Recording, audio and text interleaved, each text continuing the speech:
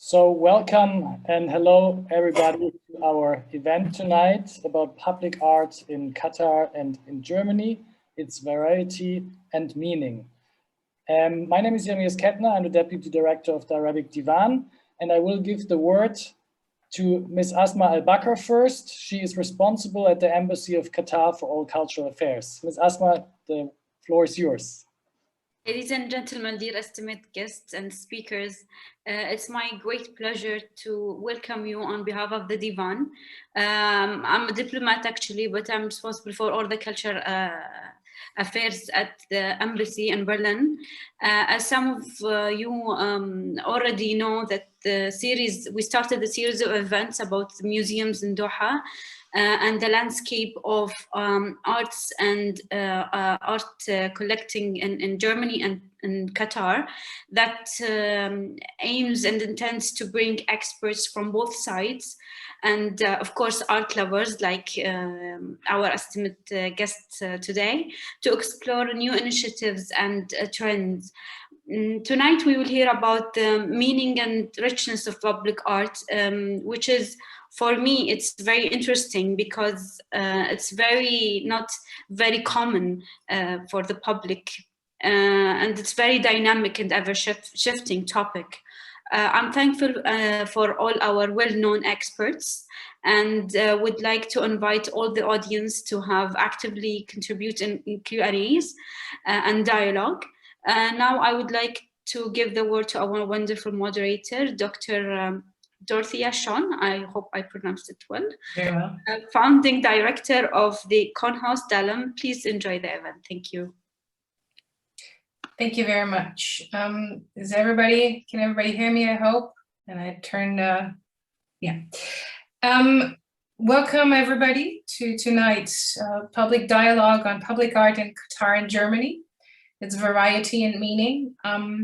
It sounds almost like a topic much discussed, much explored, and yet its variety and meaning has different meanings and different shapes and modes of expression in both our countries,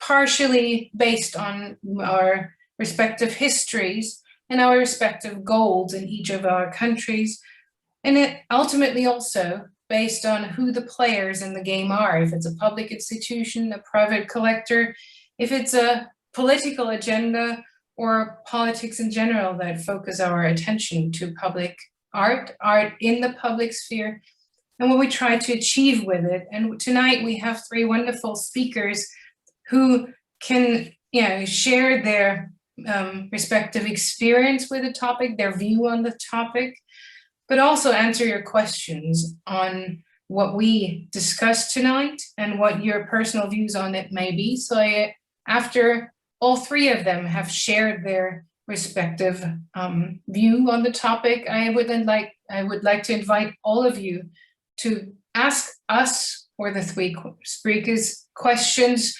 Don't hesitate to do so, it's a unique chance. And with that, I'd like to hand over already to our first esteemed speaker, Svenja Countess of Reichenbach, my esteemed colleague here in Berlin, who has been the director of the Palais Populaire of Art, the art, culture, and sport forum of the Deutsche Bank, who we all know as a global financial player. She is the main responsible for the exhibition activities at Deutsche Bank in Berlin since 1997, and since 2013, director of the Deutsche Bank Kunsthalle.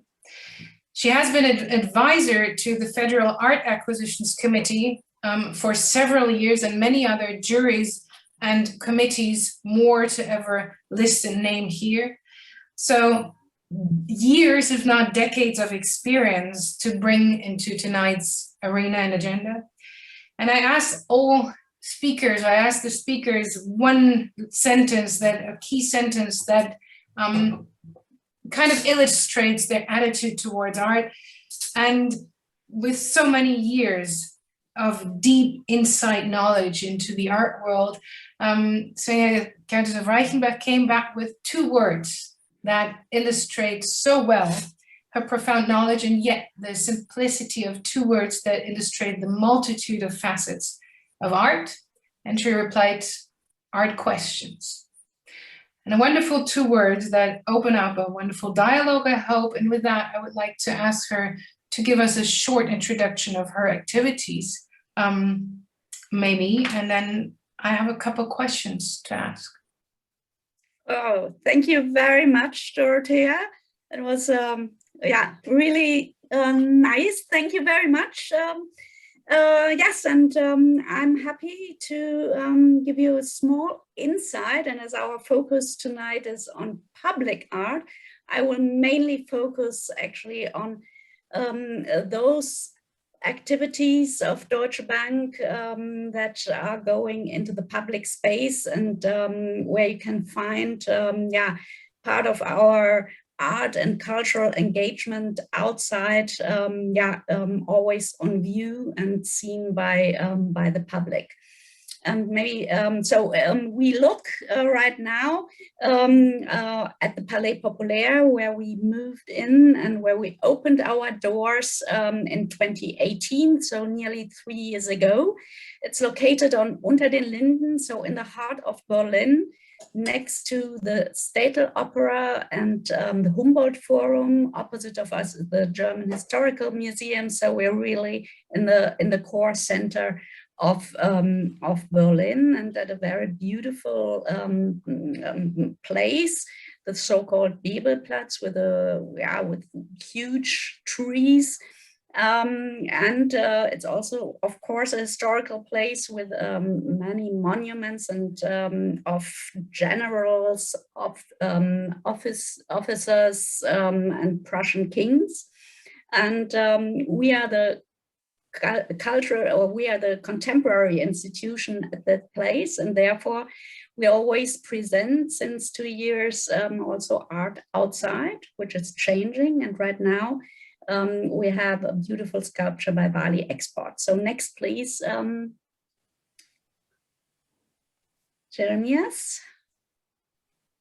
Okay, so just in brief, with our art activities, we're part of the Art, Culture and Sports Department of Deutsche Bank. And of course, we're globally active, have some main hubs like in Hong Kong, Berlin, Frankfurt, London, New York. But of course, we're also quite active in the Arabic and in Qatar, where we had wonderful cooperation on the occasion of the German and Qatar year.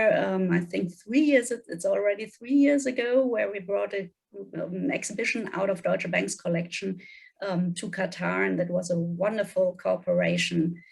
So next, please. I more or less already mentioned, so our Palais Populaire, where we are presenting, of course, also exhibitions, at least 2 exhibitions a year, with an annual exhibition coming out of Deutsche Bank's collection. As you might know, Deutsche Bank has a huge collection with over 50,000 artworks that was started over 40 years ago. So it's really a long time, very sustainable engagement that was set up 40 years ago. And we still have this main focus on contemporary art. And yeah, and that's what we are bundling and bringing together at the Palais Populaire in Berlin.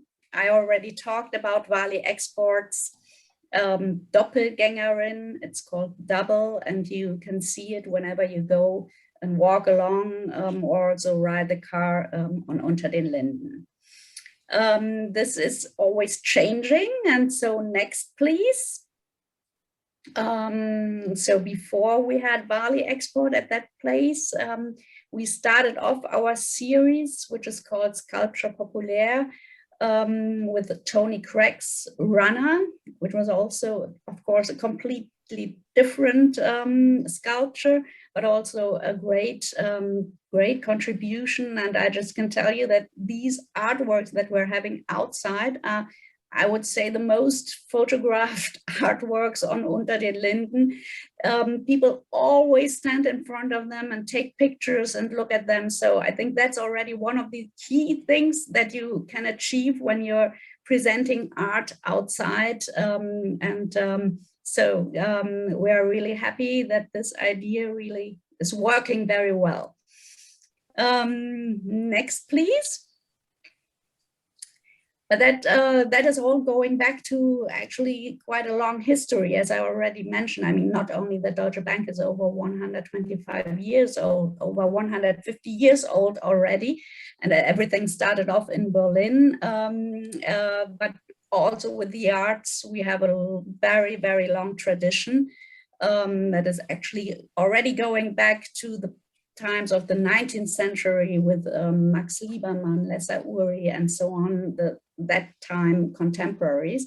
But let's make a big shift into the 80s when Deutsche Bank actually commissioned, and this is always also something very special to us, to commission artists to do works for our spaces, also for the office buildings sometimes when it's adapted, or for the outside. And this is the beautiful and incredible sculpture Continuität by Max Bill, which he made especially for Deutsche Bank, and it's maybe one of the heaviest sculptures of the world, with over 66,000 tons. And it's made of one single piece, and it shows the continuity. It's like how do you call it? Part of a part that it's endless, like an endless I'm sorry, I'm really sorry right now, but it's made of one big stone, and it's one piece that is endless, therefore also continuity. And this certainly something that is, as it's now in Frankfurt for over 30 years, nearly 40 years, it also gives kind of identity, not only to Deutsche Bank, but also to the entire part of that part of Frankfurt. Next one, please.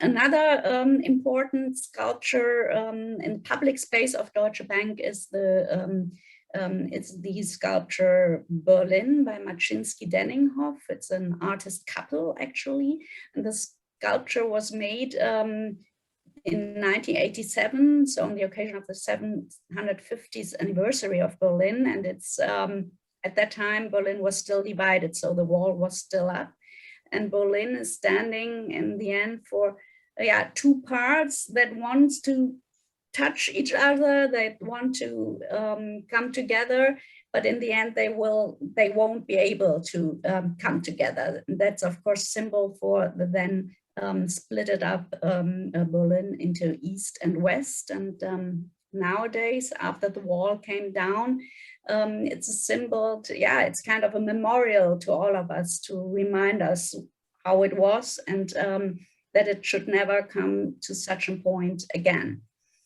And then next, and also that's my last sample that I'm bringing to you from Deutsche Bank's public space engagement.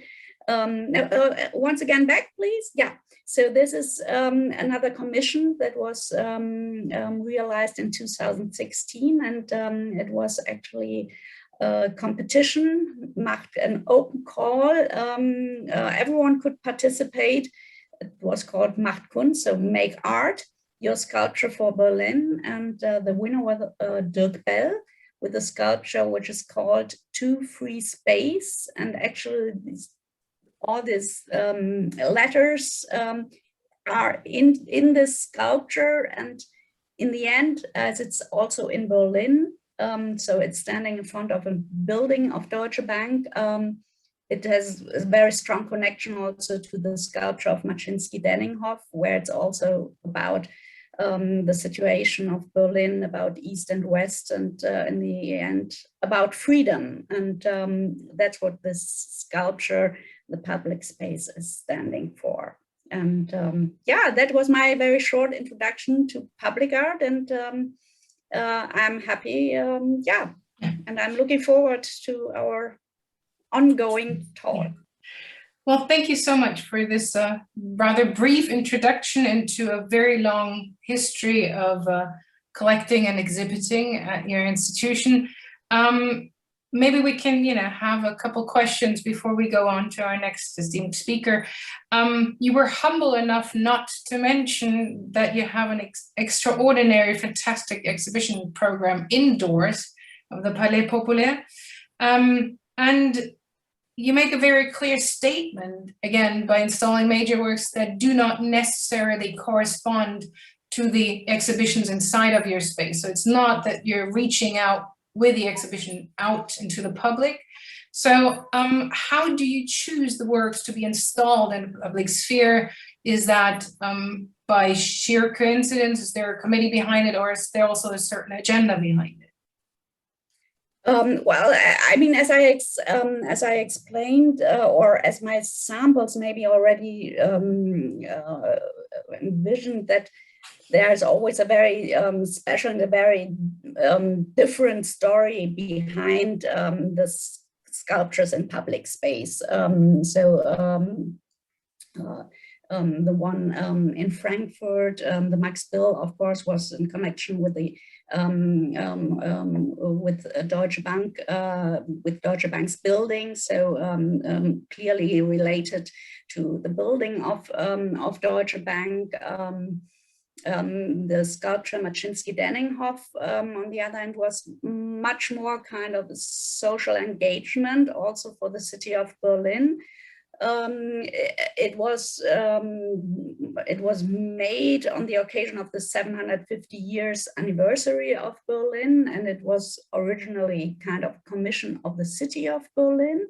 But the contract had only foreseen, I don't know, it was maybe 10 years of loan to the city of Berlin, and then afterwards it was up that the sculpture would maybe have to leave that place, and at that time it already had become kind of a landmark sculpture for the city of Berlin, and at that point Deutsche Bank jumped in and decided to acquire the sculpture and to give it as a permanent loan to the city of Berlin. And so that of course is a completely different story behind it. And then the Dirk Bell sculpture again was kind of a commission that was part of another building of Deutsche Bank.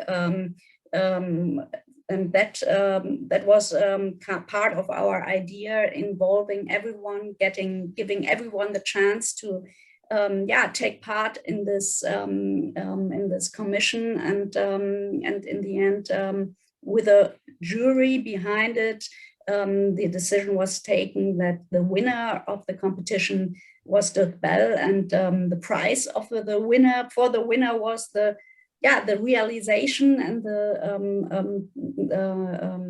the realization of the sculpture.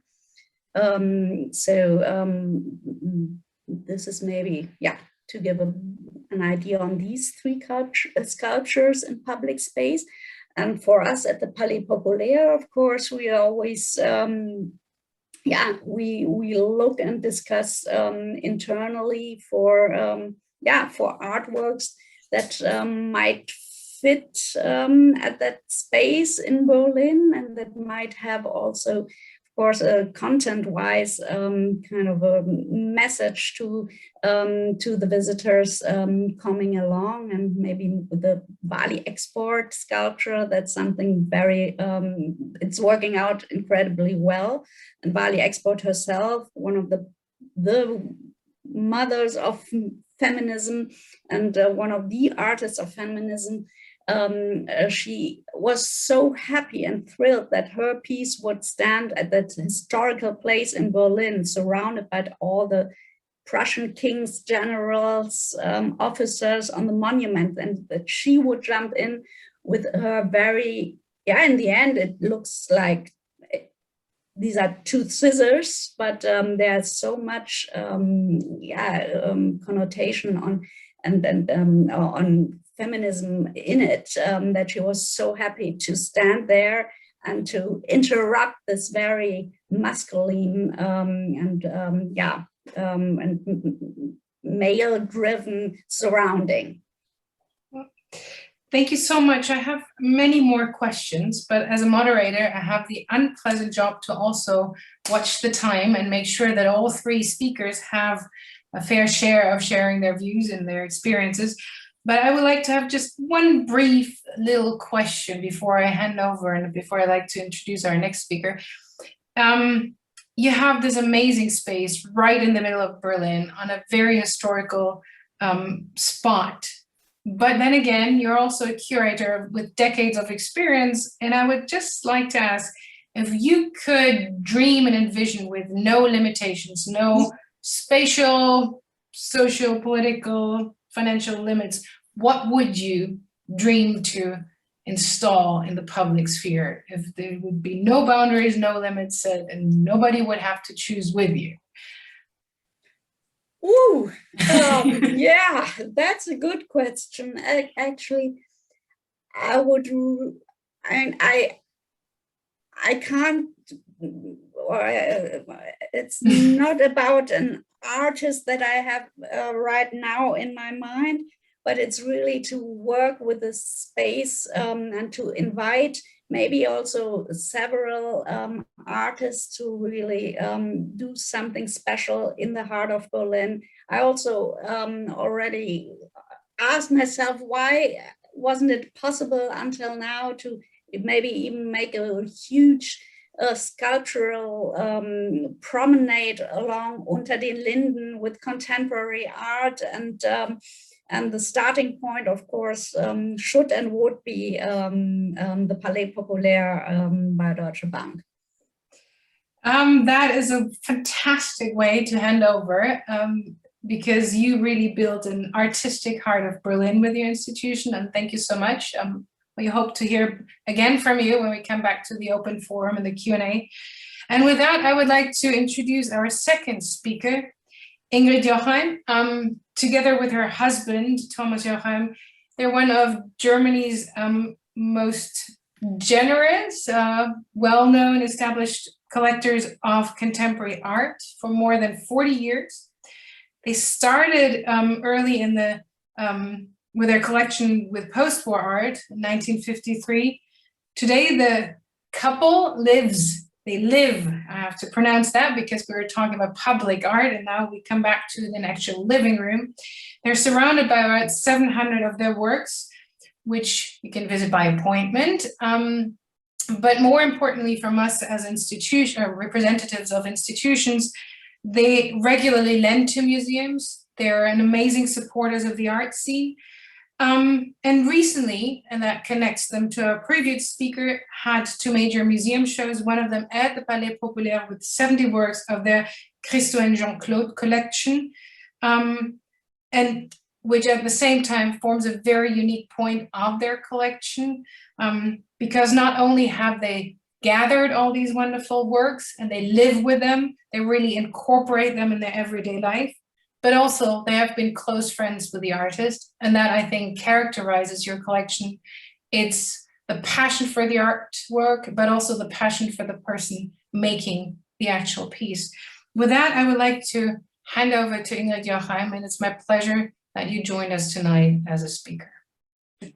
Thank you very much, Dorothea, and good evening again to everybody. Yes, we are just collectors, no professionals. We are coming from the emotional side, and we started to look for art, to buy art in 1977, 78, so long time ago. And in the beginning, it was not at all an idea to build a collection. It was just to decorate the house, and it became a lifelong love, we can say. At the moment, we can say we could not live without art.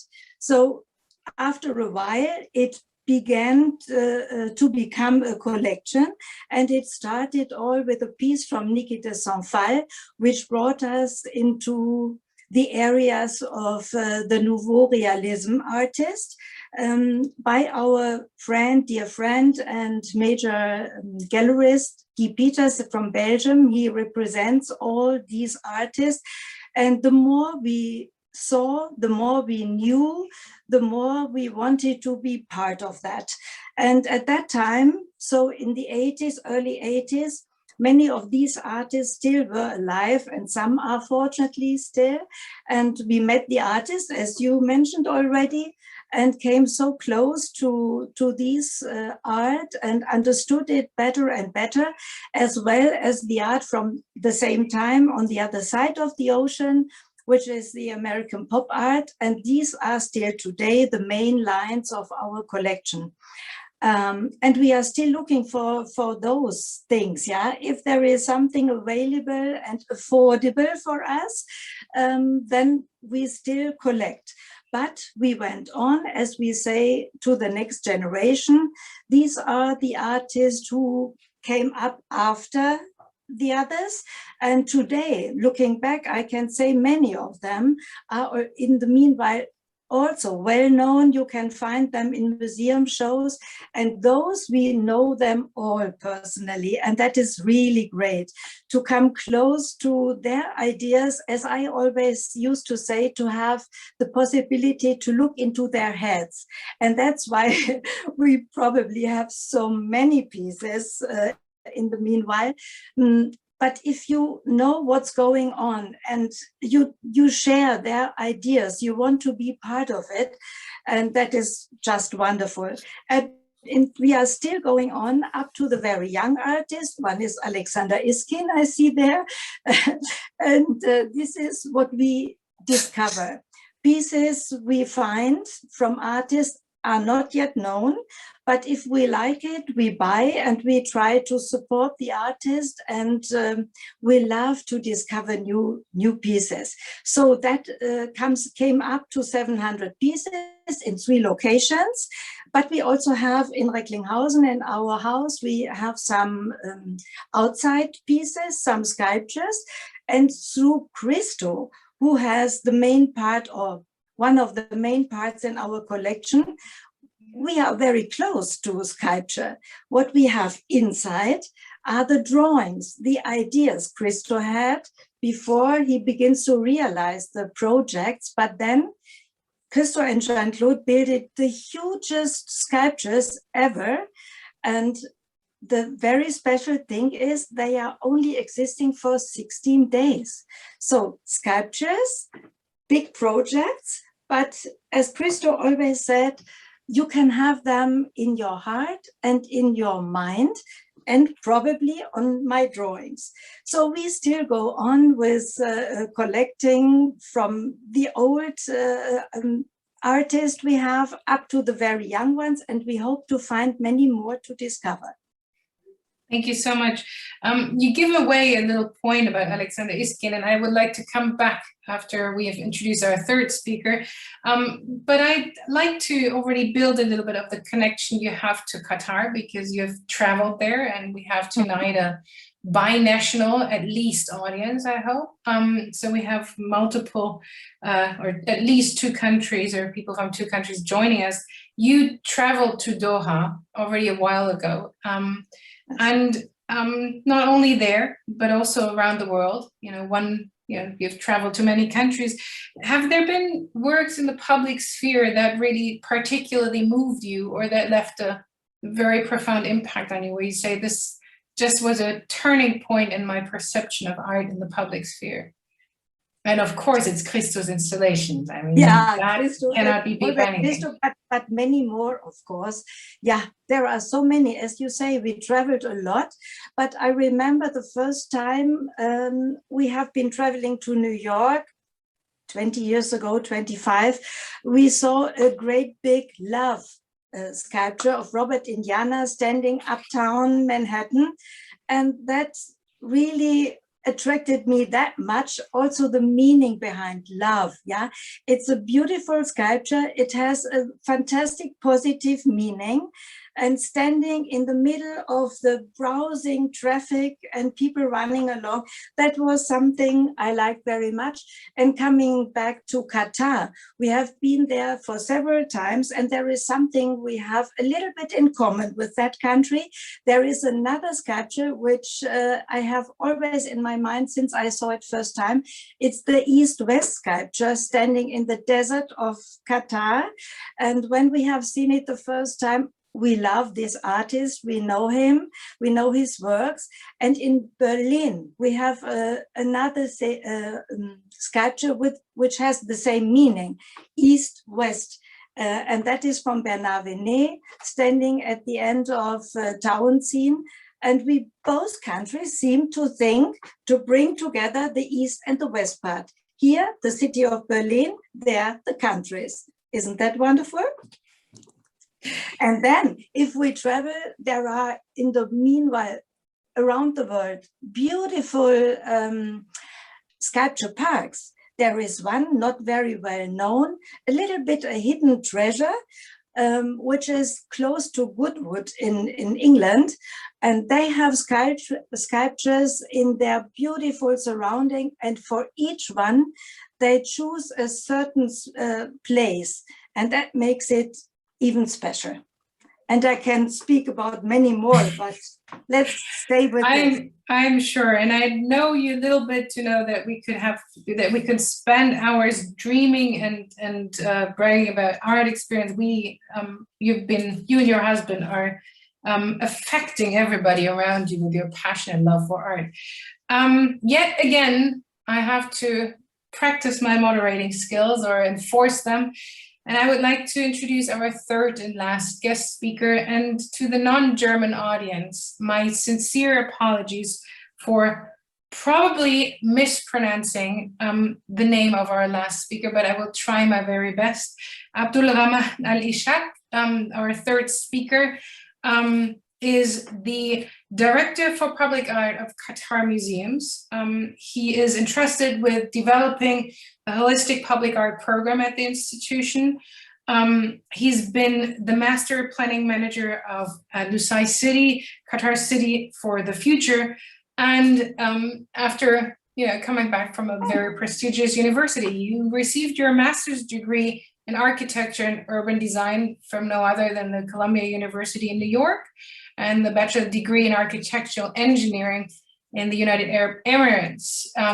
You are licensed as a global sustainability assessment system green professional, and he is of course a board member of GORD, the Gulf Organization for Research and Development. So with a profound conscience for the urban landscape and its impact on the public notion, you join us tonight, and I would like to read two quotes, one from you and one from His Excellency Sheikha Al-Mayasa, the Qatar Museum's chairperson, which gives us as an audience a little bit of an idea of what your mission statement and your goals are.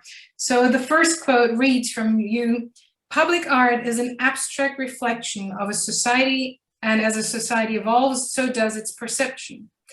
We instigate dialogue through our public art and encourage both artists and audiences to engage in an enriching exchange."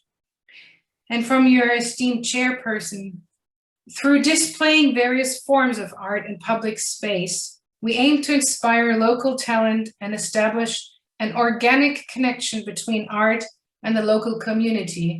And what I particularly like here is the pronunciation of the organic connection between the city landscape and the art world. And with that, I would like to hand over to our third esteemed speaker, please.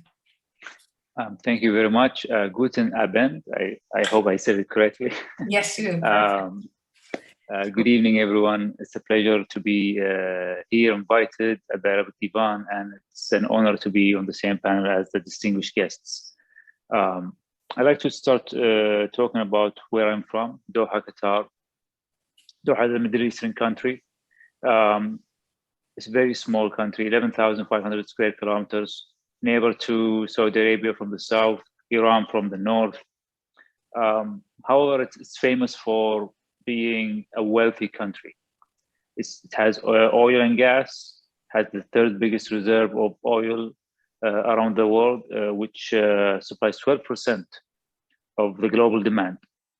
One of the highest GDPs in the world. However, our population is only 2.8 million. 88% of that population are expatriates. Now, with that, Doha, Qatar is aiming towards becoming a global city, inviting others to come to Doha and considering Doha as their home.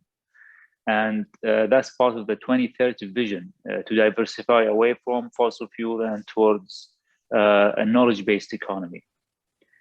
Qatar have invested heavily in education and in the infrastructure to make that a reality. In politics, Qatar is known as a peacemaker in the region, and it's one of the most progressive countries in the area. Most importantly is Qatar next year will host the World Cup, the 2022 World Cup. And that's of a great significance to us because it's the first World Cup in the Arab world and the Islamic world. So it's not only our, we feel that it's not only our, we're representing our country, we're representing our culture as a whole. This has attracted a lot of business and job opportunities, which also focus a spotlight on the human rights agenda regarding labor. And I mention this because we try to not shy away from topics that find their way into art. So we are trying to address all these issues that are in the region or are specific to Doha. Qatar, of course, has responded with the reform in the labor law and its implementation. Now, we believe that through the World Cup, it is our opportunity to export our culture. We think that culture and sports are the two events or the two activities that people put aside their differences and are able to discuss things and have a dialogue. So much so that we have a ministry called the Ministry of Culture and Sports, all together, lumped together. One of our cultural arms is Qatar Museums, of course. Well, that's where I work. And since Qatar Museum was established 18 years ago, and under the leadership of Sheikh Al-Mayasa, the chairperson, Sheikh Al-Mayasa bin Hamad Al-Thani, we have placed public art at the core of our mission to turn Qatar into the regional hub of art and culture. We have and continue to commission and collaborate with local and international artists and acquire artwork and try to spread it across the country. Today, it is generally accepted that art in public spaces could and can transform a space and influence the quality of life within the sphere of its influence. It allows access to everyone and brings art beyond the walls of the galleries and museums. And of course, it reflects the identity of how people react to art, and the type of art that is placed in a society reflects the identity of the society, where they are coming from, where they are right now, and where they are heading. For example, it could reflect the level of their freedom or oppression, and it could reflect, if they are open to other cultures or they are closed within theirs. We think that these public art has the power to influence this in front of international audience and within local audience. Talking about organic growth, we don't believe that culture can be purchased. It's or sold. We don't think that, if we are a rich country, we can purchase art, or that's not the goal of what we're doing. We're trying to take it in slow steps and try to organically develop it from within. We place dialogue behind every artwork that we place in any public space. Artwork, we hope that through these artworks that instigate different topics that people have the chance to discuss in a very neutral way. You know, we come from a region that is misunderstood often, and we think dialogue is the main way forward. We want to grow organically. We want to do that by inspiring local artists, having them work with international artists, and ensure that we cater to a diverse audience. One other thing is we're trying to, it's based on the 2030 vision of Doha. We are trying to create an industry in Doha, an art-based industry. And that will only happen when there is a demand in the market. So we're trying to have that flourish and create an ecosystem within Doha that supports art-related industries and have a real economy based on that. Finally, I would say it's a truly exciting time to be in Doha and in Qatar. Next year is going to be a big wedding kind of situation in Doha. Everybody's going to celebrate. We think the whole world will come to Doha.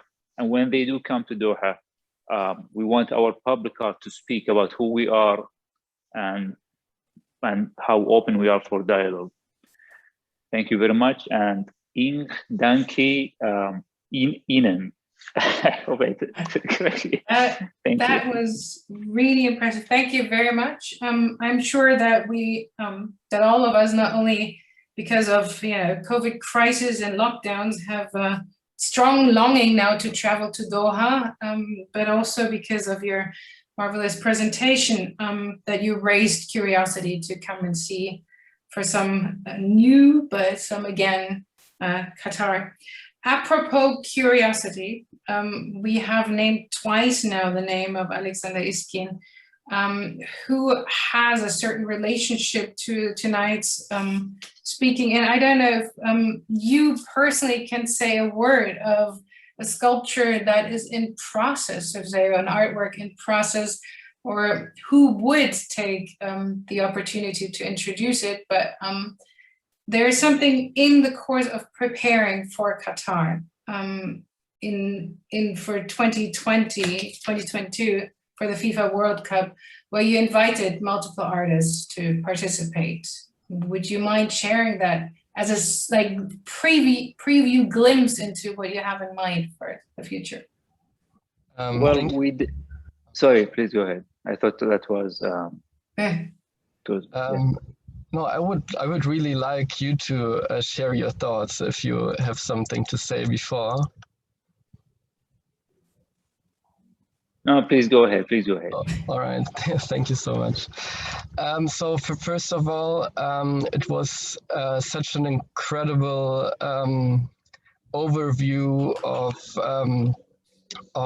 the art scene in Qatar, which is very, very impressive. I think it's such a wonderful thing to educate and to build something up in a country which has contemporary art inside of it, because contemporary art is just so important to think and to let people think about the world we're living in. Yeah, thinking about the world we're living in. I was very much curious when I was sitting in the jury of the Divan Art Prize with His Excellency, with Jeremias Kettner, with Professor Klaus-Peter Hase, with Benita von Malzahn, and His Excellency was speaking about the vision he has for art and for culture. I went home and I was completely inspired about what he said, and I had a dream about a massive sculpture which is containing of 32 different sculptures of made by 32 different artists of 32 different countries. Basically, of all the countries which participate at the World Championship in Qatar in soccer.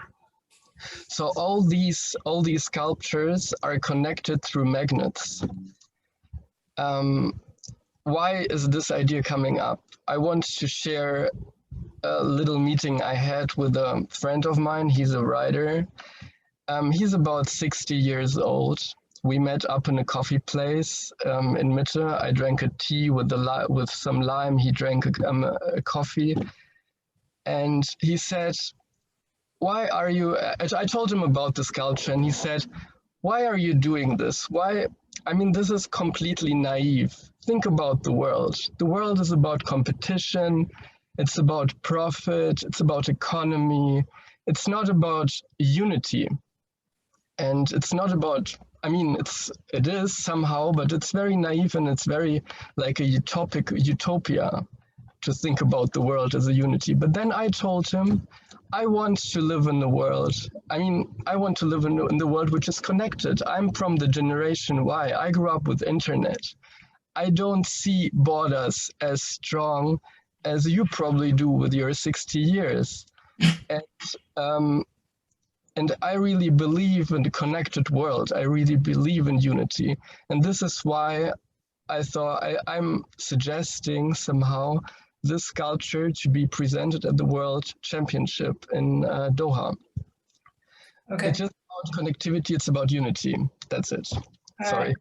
Well, thank you so much. There's a little glimpse into future plans, but I would like to ask one last questions to our last speaker before I open up belated the forum for others to ask. But our last speaker, if you see, or what are your sources of inspiration when you build these public institution or public art projects, and what kind of response do you have from a local audience?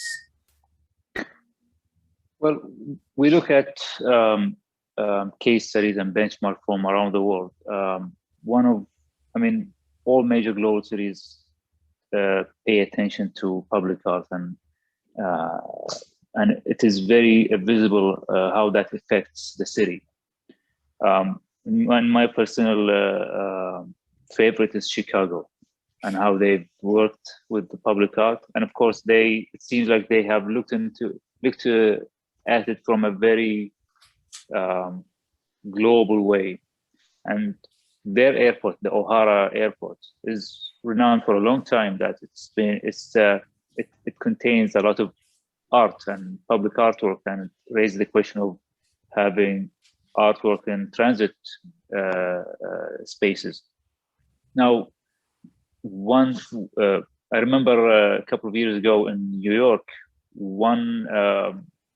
there was a talk, and one of the guests have said to me that they're working on Denver airports, and they're trying to find case studies. And the main case study was Qatar Hamad International Airport. So, I was thrilled. I was like, wow, now we are the case study. That's great. I think that now we are looking for different inspirations. We have a lot of competition in the region. We don't want to compete in a way that we want to do the biggest, the largest, or the most expensive. We want to compete in the most tasteful, most curated, in a very tasteful way. Doesn't have to be the biggest or the smallest or whatever. So that's I hope that answers your question. Absolutely. Well, thank you so much. This is wonderful. I think I would like to open the forum, though I have many more questions, and we're running short of time as always when you have three speakers who have so much to say and with such an experience to bring to the table. If any of you in the audience has questions, raise your hand through the functions you should be or will probably be familiar with, or just open the microphone and ask out loud what would you like to ask to our three speakers, or to the audience in general, or to all three of them. please don't shy away to do so. Otherwise, as I said, while we, if you raise your hand, and maybe Jeremiah, you can point to us if anybody has a question. Otherwise, my curiosity just comes visually. As a curator, of course, I always look at my images. And while you were talking, I see Ingrid Jochheim, like there was somebody secretly placing yet another artwork behind you. And because you're now on a little thumbnail, I was just asking, it's like an exhibition that's being installed secretly. And I guess your husband just brought in another work. Would you mind sharing with us what your new background is? Yes, I will. Yes, it was my husband because he wants to remind me to talk about the mastaba. Mastaba is Christo's project, which was very close to his heart, and it was meant for the Arabian area. At least he was thinking about the desert of Abu Dhabi, but it could be, it has to be the Arabian area, because the mastaba should be made of 440,000 oil barrels. And this is the country where we get our oil from. And unfortunately, Christo had not time enough to wait until he could get the confirmation to build this. But it still is possible because it belongs to these completely ready, planned and thought projects he did with Jean-Claude. And it is possible that even posthum, this could be built. And I would love to attend this, because this would be something which is not existing in the world right now. And this would be the first sculpture which would remain forever. As we know, Christo's sculptures, projects are only for 16 days usually. And isn't it lovely? It certainly is, and I see your friendship and your loyalty to the artist extends, of course, his lifespan, to be expected, and your enthusiasm for his work, and I'm thrilled to see and hear that. But actually, that piece brings me to another point, which is interesting because it has, some kind of it's massive, it's big, it draws to the main source of income in the Arab hemisphere. It could possibly also be seen as some kind of remark to the financial and economic network that spans over the globe. We tend to see sometimes art in the public sphere also with a critical eye. At least Germans tend to very much negotiate art from a very critical point of view. I would like to go back to our first guest speaker, Svenja Gräfin von Reichenbach.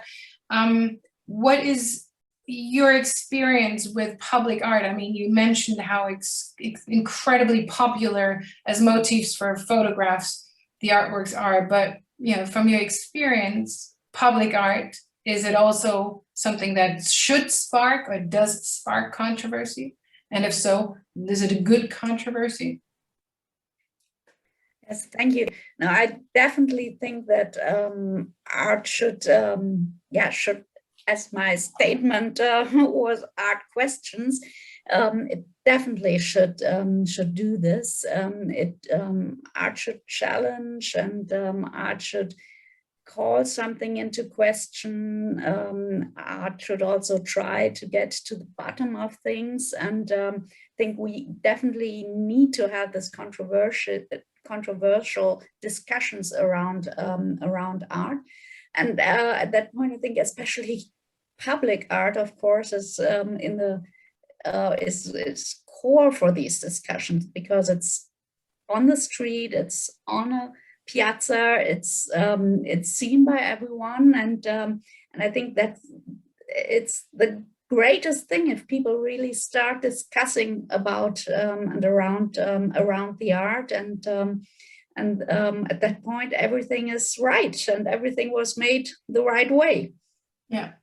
Well, we have in Germany, we do have different, maybe to Qatar, and please correct me if I'm mistaken, but we do have a slightly different system that we have public funding. Whenever there's the federal government or the governments build a new building or any kind of institution, they have to spend a certain share on building or architecture related art and art in the public sphere. You in return represent a more private institution. So maybe you can you see how that may differ from that you have maybe or possibly different restrictions or more liberties, so to say. Yes, I mean, it's as you already explained, you really can't compare both sides. For us at Deutsche Bank, our art engagement became kind of a part of our DNA. As I mentioned, it's over 40 years that we're collecting, but actually it's going back to the 19th century that first artworks and also commissions were giving to artists. So I think you can't compare it really to a public building where they, for one certain point, they need to find an artwork, and often enough, and that's really great thing, they set up a jury, and so there's also really great artwork coming out of it. But that's of course, it's of course different. Also for us, we discuss internally, and from time or depending on our projects and programs, we also have kind of a jury or a committee that is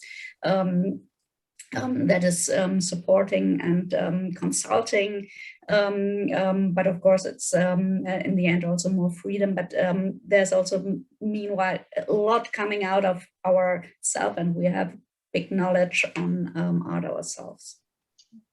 Thank you so much. I would like to ask one more question to Mr. Abdulrahman, which of course, Qatar has the potential to think fairly big in the context or in the themes of what they want to realize. But then again, if it would be up to you personally, if you could dream even bigger, what would you envision, or what would you like to see happening in Qatar, possibly even as a globalized, more international collaboration or network? Or if there's anything where you say this is something still to be realized as some kind of future plan. Well, I mean, to think big, I don't think it's anything is impossible, but we want to be, we want Qatar to become, I would like for Qatar to become a destination like Berlin for art, and like what China is today. I don't see why not Qatar, why it couldn't be in the future for the region. I can actually bring a question from the audience to you that kind of catches up or relates to what we just started speaking on. Are you planning on collaborating in some way in the future? With? That is just an open question. If any kind of collaboration in the future or internationally, I guess. We're always in collaboration. Qatar Museums is in the foundation of our work is based on collaboration with the institutes around the world, with countries, with because the scope of Qatar Museums is not only art; it goes into the creative sector as well. Mm-hmm. And we put our hands with those who are experts and profound in the art world, and it is.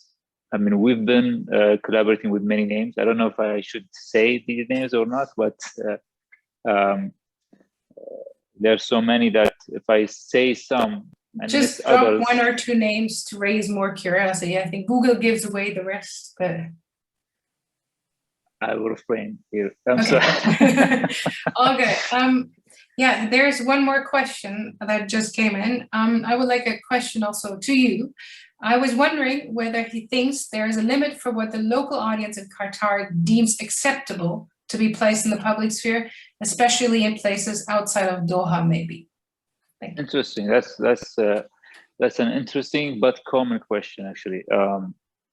You know, the audience in Doha are changing. You know, the demographics are changing. The generations are changing, and of course, their understanding of art is also changing. I would say in the early 2000s or around 2013, when we unveiled the Damien Hirst's Miraculous Journey, there was an uproar. People have rejected it, basically. It was covered up, not because of the reaction, but because it's on a construction site. When it was unveiled again, officially inaugurated in 2018, there was mixed reactions. So those who were maybe in high school, let's say in 2013, 14, now they have graduated. Now they have voiced they have their own opinion. They are educated in foreign cultures, and they came with their new mentalities. So there is a change in the appetite and the perception of art in the region. This will continue to happen, and there are limits currently. We seem to be always pushing these limits step by step, not intentionally, but we want to have dialogue on these issues. But at the end of the day, the public are the owners of the artworks. They decide if they like it. It's like a democracy. That's what's lovely about public art. If the public like the artwork, they will talk. If they don't like it, eventually they will pull it down. And we see this happening around the world based on, the politics. And so, yeah, the final say will be is with the public. I guess that brings us back beautifully to the quote we had from our first speaker: art questions and raises questions and challenges us. So with that, there is one more question, and I like to extend this session because there is, but should art be involved in politics? Oh, we're getting to the hot topics. Good. To the three speakers, who would like to answer? We can stick to you, right, or continue with you right away if you like. Should art be involved in politics? Yeah, I mean, I don't think any topic is beyond art. Artists have the choice to choose whatever they want to talk about. Art, whether we like it or not, has influence on politics and on our daily life. It is. If we think it's positive or negative, it depends on where we are standing on that political spectrum. I would say yes. I mean, depending, art is a variety. Saying no to politics, in my opinion, is limiting to art.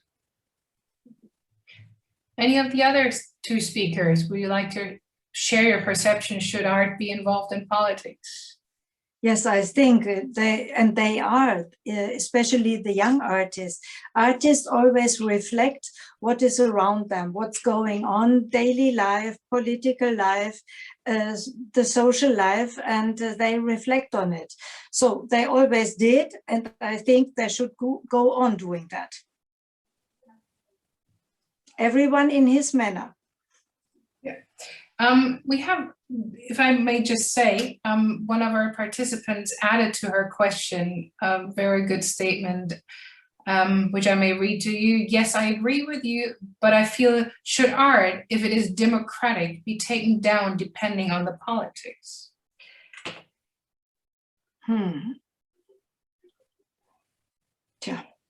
that's a different question. Would anybody, it's a contested ground, but such an important question to raise around art in a public sphere, because if we leave the museum and if we leave the institutional safe havens, we do open the forum even more than we do as museums, where we invite people in, but then we go to the streets. So yes, that is a very important question. Any of the speakers? Can I add to that?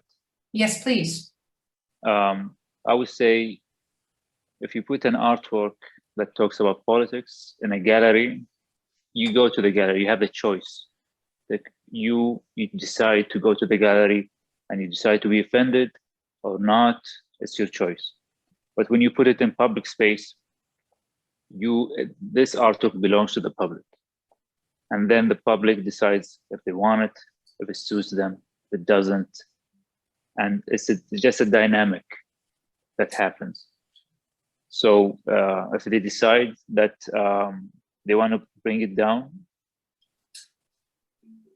who are we to say no? It's for them, they decide.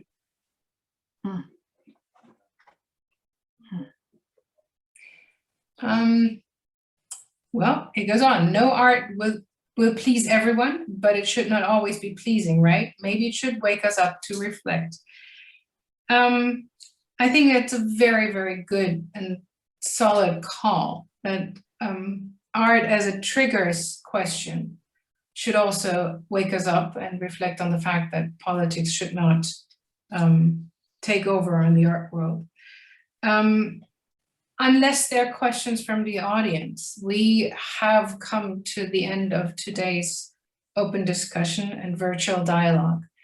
And I cannot thank the three speakers enough for taking their time and sharing their views and their visions and their inside knowledge. Also to you, Alexander Iskin, I may say that you're, I don't know if already, but on the way to New York to start your Paula Krasner scholarship there. Congratulations to that. So we see you're the global traveler per se, and thanks for joining us today. It was a pleasure seeing all of you. I guess we all share one thing definitely. If it may not be the same view on art or the same taste we have in art, but we certainly all share the strong longing for a meeting in person again and having those discussions on an open podium with an actual audience. Zoom can never replace the human encounter, I guess. And with that also, Zoom conferences can never replace the actual experience in art, be it inside or outside. I'm a strong advocate for always enjoying art in an actual real world. So with that, I would conclude tonight's virtual dialogue, and thank you so much everybody for joining us. Thank you for the moderation. Thank you very much. Thank you very much. Thank you. Thank you. Seeing you all in person, hopefully soon. Yes, yes.